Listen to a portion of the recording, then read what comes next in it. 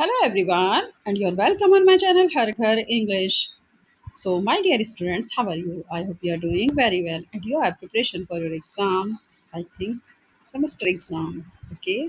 So now we will discuss a long question from Gabriel Akara. Gabriel Akara works the mystic drum. Understood? आज आपके साथ मैं जिस अपने राइटर को डिस्कस करने वाली हूँ उनका नाम है गैब्रियल अकार और इनका वर्क है the mystic drum. Question number 11 ये हमारे अफ्रीकन एंड कैरेबियन लिटरेचर से लिया गया वर्क है। ठीक है। Question number 11 explain the summary theme of the poem of the mystic drum by Gabriel Okara. आपको हमने जिस तरह से क्वेश्चंस को फॉर्मेट करके दिया है उसमें आप समरी थीम अपने इन दोनों ही अगर क्वेश्चन में पूछा जाता है एक्सप्लेन द समरी तो भी आप यही आंसर राइट डाउन करिएगा और अगर पूछा जाता है थीम तो भी आप इसी आंसर को नोट डाउन करिएगा। ठीक है। मगर अब यहाँ पर एक क्वेश्चन आता है कि अगर सपोज करिए कि समरी और थीम से अलग भी कुछ आ जाता है जैसे कि analysis of the poem of the mystic drum by Gabriel Okara तो भी आप इसी अपने आंसर को नोट डाउन करेंगे। ये एक लॉन्ग क्वेश्चन है जो आपको फुल मार्क्स ज़रूर दिला देगा। अंडरस्टूड? चलिए स्टार्ट करते हैं। अब आपको समझ में आ गया होगा कि हमारा एक ही आंसर आपके कई क्वेश्चंस की रिक्वायरमेंट को फुलफिल करता है। इसीलिए हम आपसे कहते हैं कि हमारे चैनल हर घर इंग्लिश पर आइए और अपने long answer type question answer की प्रिपरेशन करिए ताकि आप सेमेस्टर एग्जाम में एक अच्छा स्कोर अचीव करें। Okay dear students, let's start now. Analysis of the poem of the Mystic Drum by Gabriel Okara. Gabriel Okara, The Mystic Drum. आप इस पिक से अंदाज़ा लगा सकते हैं कि हमारी स्टोरी जो है वो किस तरीके से अपने बेस को बना रही है। अब हम देखते हैं इंट्रोडक्शन। मैंने हमेशा आपसे कहा कि जब भी आप अपना long answer type question attempt करें तो उसमें हेडिंग्स को मेंशन करना ना भूलें। खास तौर से स्टार्टिंग की जो हेडिंग है वो इंट्रोडक्शन रखें। अब हम बात करेंगे इंट्रोडक्शन में कि हमने अपने इस वर्क में क्या पढ़ा, ये वर्क लिखा क्यों गया और ये एक ऐसी पोएम है। ठीक है। चलिए, Gabriel Okara the mystic drum summary. The Mystic Drum is a symbolic poem by Gabriel Okara that describes the relationship between human life, nature, love, and modern civilization. Gabriel Okara का the mystic drum की summary के according अगर हम देखेंगे तो हम देखेंगे कि द मिस्टिक ड्रम एक सिंबॉलिक पोएम है जो कि गैब्रियल ओकारा के द्वारा लिखी गई। इसके अंदर हम देखते हैं उन रिश्तों के संबंधों को जिसमें कि हमारे ह्यूमन लाइफ यानी मानवीय जीवन से जुड़े हुए रिलेशनशिप हैं, नेचर के साथ बने हुए रिलेशनशिप हैं, लव यानी कि प्यार और स्नेह के साथ बने हुए रिलेशनशिप हैं, या फिर मॉडर्न सिविलाइजेशन हमारी आधुनिक सभ्यता के साथ बने हुए रिलेशनशिप हैं। तो हम किसको डिस्क्राइब कर रहे हैं इस पोएम के अंदर? हम डिस्क्राइब कर रहे हैं उस रिलेशनशिप को जिसमें हमारी आ जाती है human life, nature, love and modern civilisation.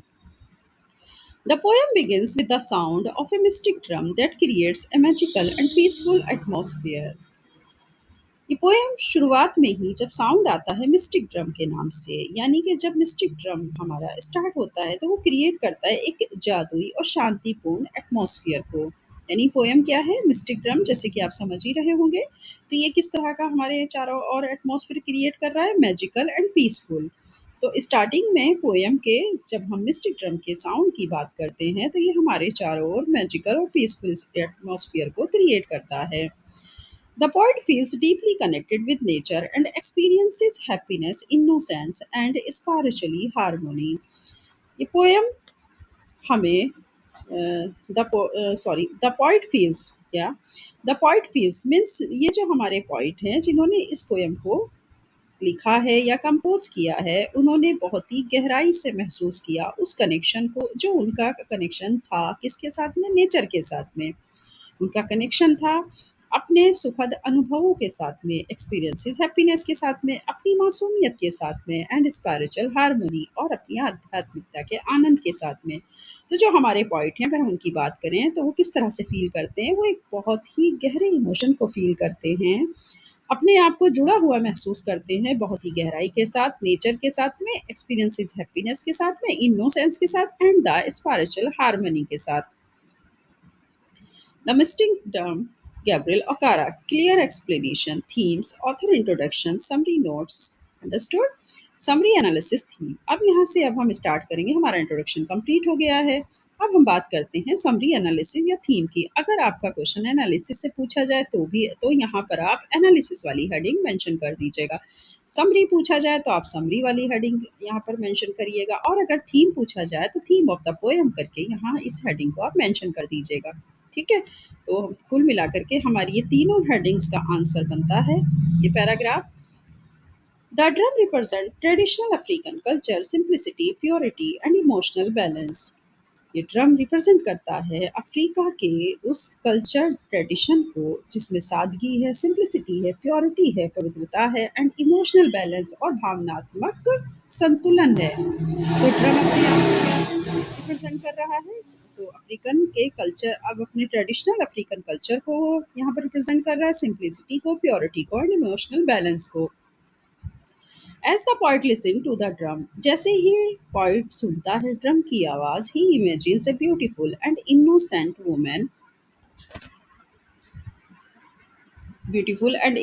Woman dancing gracefully. Poet जैसे ही ड्रम की आवाज सुनता है तो वो कल्पनाओं में ही बड़े सुंदर तरीके से महसूस करता है कि एक बहुत ही मासूम सी स्त्री है जो कि बहुत अच्छी तरीके से डांस कर रही है। She symbolizes natural beauty, purity and the peaceful life of traditional society. वो प्रतीक है उस नेचुरल ब्यूटी का, उस पवित्रता का और उस शांतिपूर्ण जीवन का जो उनकी ट्रेडिशनल सोसाइटी का हिस्सा है। तो कौन है वो, कौन है उसकी प्रतीक? वो स्त्री जो कि बहुत अच्छी तरीके से सुंदरता में, मतलब बहुत अच्छी तरीके से एक बहुत ही सुंदर लेडी है जो बहुत मासूम है और डांस कर रही है उस ड्रम की थाप पर। ऐसा कौन इमेजिन कर रहा है? ऐसा हमारे पोएट इमेजिन कर रहे हैं। ओके, तो she symbolizes natural beauty, purity, and the peaceful life of traditional society. At this stage, everything appears calm and joyful. Her stage पर सभी चीज़ें अपने आप में बहुत आनंद लेते हुए शांतिपूर्ण तरीके से प्रतीत होती हैं। The poet enjoys a close relationship with nature and human emotions.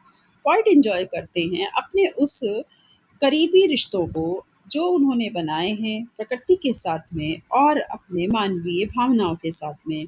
तो पॉइट एंजॉय करता है अपने उन करीबी रिश्तों को जो रिश्ते उसके बने हुए हैं नेचर के साथ और ह्यूमन इमोशंस के साथ में। ये आपका समरी वाला पार्ट, ये देखिए। ये हमने इसीलिए किस तरह की पिक आपके लिए लगाते हैं ताकि आप हमेशा याद रखें कि आपने क्वेश्चन को पढ़ा था तो उसमें क्या-क्या देखा था, क्योंकि अक्सर पिक हमें याद रह जाती हैं जिससे हमारी थीम हमें याद करने में आसानी होती है। However, the atmosphere changes when modern civilization begins to influence women. She gradually loses her natural innocence and becomes artificial, proud, and materialistic.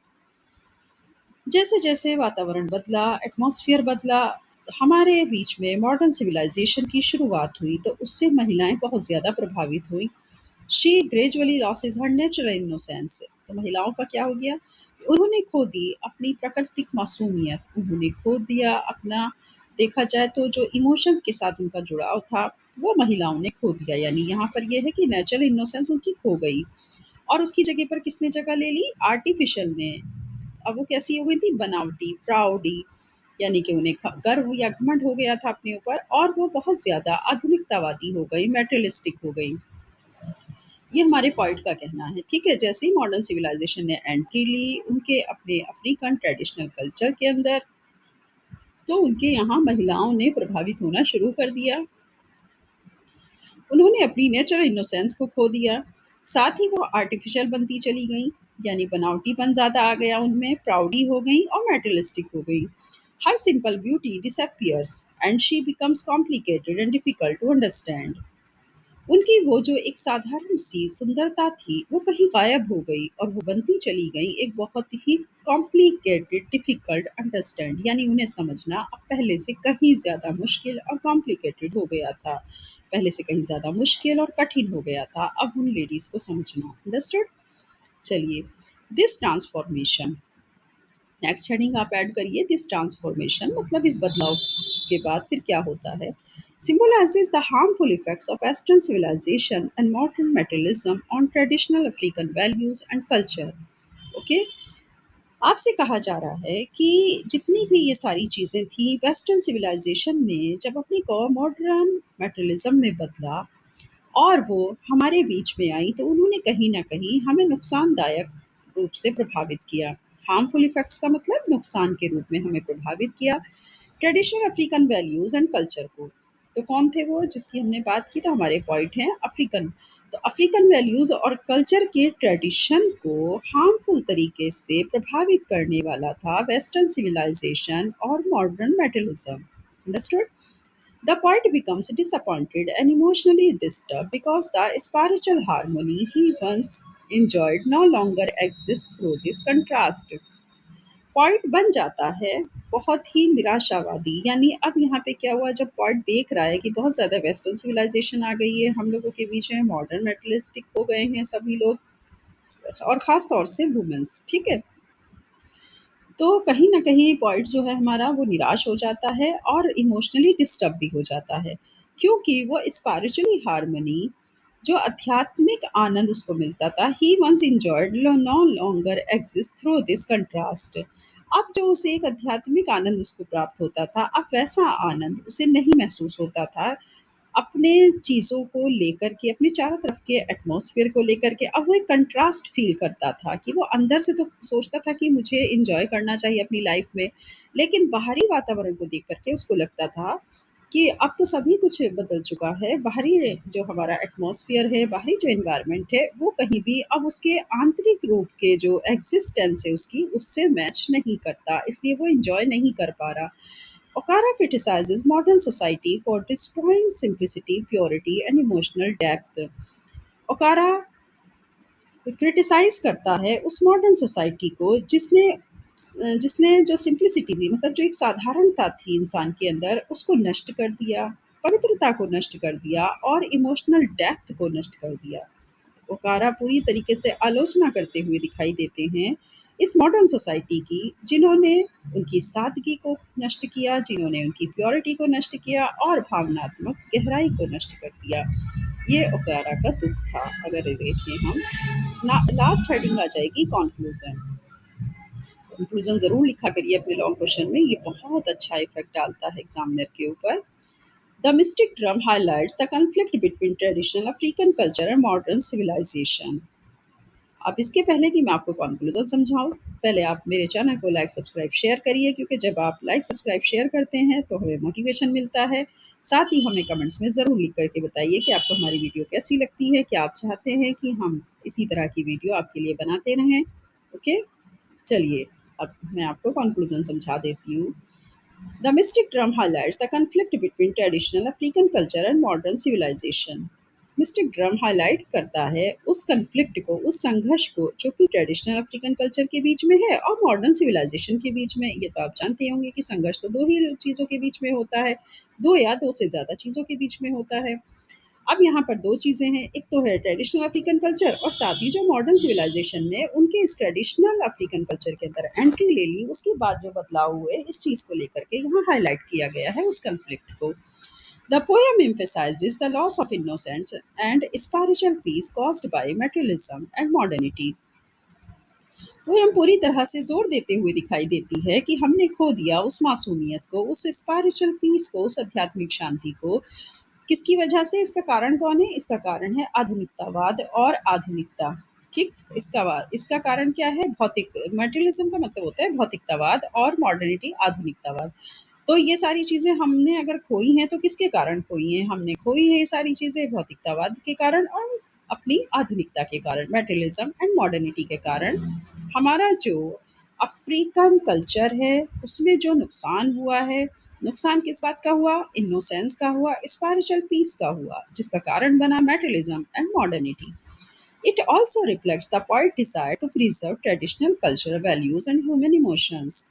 ये रिफ्लेक्ट डालता है हमारी पॉइंट के डिज़ायर के ऊपर, जो कि अपने ट्रेडिशन को बचा के रखना चाहता है।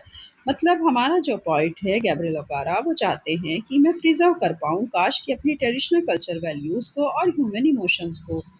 ये कहीं न कहीं किसको प्रभावित कर रहा है? हमारे पॉइंट को इसने प्रभावित किया, मेटलिज़्म और मॉडर्निटी ने। और हमारा पॉइंट की ये इच्छा है, ये डिज़ायर है उसकी कि काश कि वो अपनी traditional culture values and human emotions को बचा पाएँ। तो ये थी पोएम आपकी द मिस्टिक ड्रम। ओके, उम्मीद करती हूँ आपको बहुत अच्छे से समझ आ गया होगा, कहीं से कोई कन्फ्यूज़न आपके बीच में नहीं होगा। और अगर है तो भी आप इस वीडियो को बार-बार समझने की कोशिश करिए, इससे अपने नोट्स बनाते हुए चलिए, अच्छे से लर्न करिएगा ताकि आपका एग्ज़ाम में बहुत अच्छा स्कोर बने। ओके डियर स्टूडेंट्स, अब इसी के साथ हम आपको कहते हैं all the best for your exam और नेक्स्ट वीडियो में फिर मिलेंगे एक अच्छे नए क्वेश्चन के साथ, एक अच्छे नए कंटेंट के साथ। बाय-बाय।